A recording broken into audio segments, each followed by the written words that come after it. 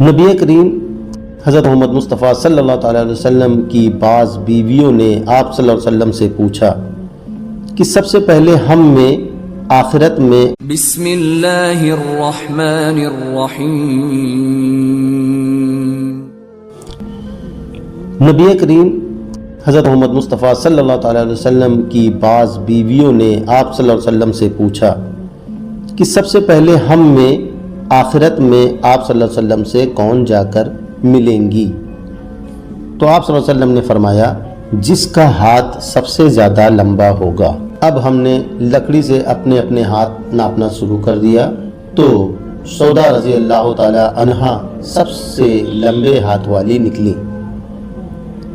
ہم نے بعد میں سمجھا کہ لمبے ہاتھ والی ہونے سے آپ صلی اللہ علیہ وسلم کی مراد صدقہ زیادہ